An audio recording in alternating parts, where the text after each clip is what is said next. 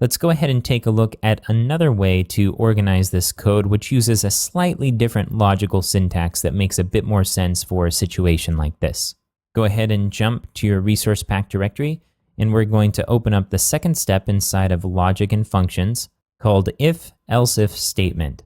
Go ahead and copy the code and then paste it over the code in your test.php file and save it.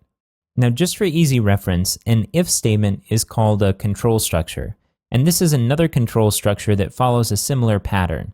So first of all, we're assigning the variable peach the value of good, and next we're doing an if statement to see if peach is good. Again, we're using our double equal sign in order to create a condition here to check against. This would return true and print this value here right now since the value is good. But we're moving on to use an else if statement. Now this tags on the end of this if statement and will only run if this didn't run. So at this point, if you imagine that we are the PHP application, we're going to start at the top of this page and work our way down. We find out that peach is good. And then we do this if statement, if peach is good, and then we're going to run the next line, which is this. Then we get to the end bracket, and then we see else if. But because we already ran something in this if statement, we're going to skip this because this is associated with this if statement, and we're going to skip this code here. Now, if you read this in English, it makes a bit of sense. It says else if. So if this, but otherwise, if this is the case, then we're going to do this.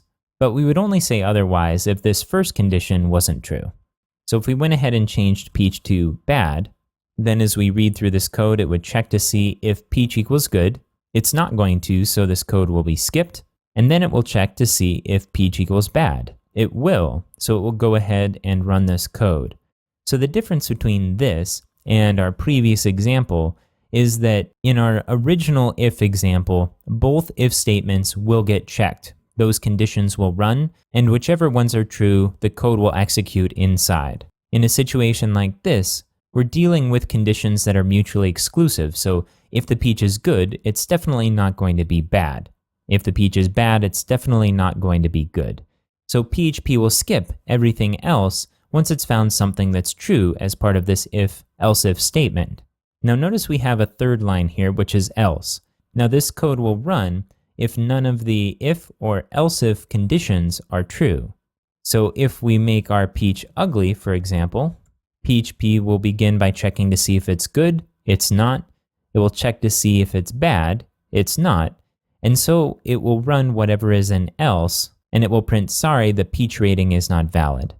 So in a situation like this, something will happen no matter what the value of peach is. Let's go ahead and save this and check it out in the browser. Note right now that the value of peach is ugly. So I'm going to jump to the browser and refresh, and it says, sorry, the peach rating is not valid. So that makes sense. If we look at the code in our editor, this is happening because none of these two conditions are true. Now, if we wanted to add additional possible conditions, we can do that.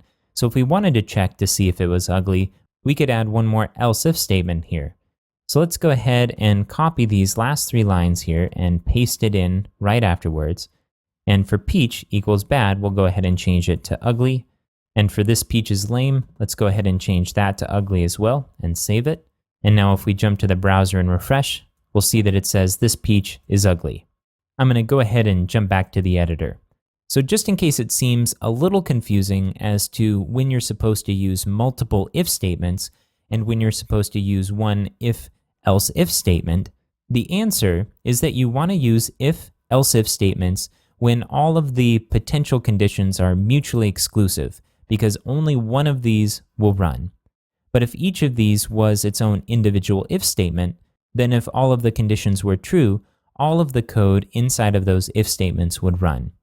In this case, we're only going to have one value for our peach variable, so an if-else statement makes a lot more sense than multiple if statements.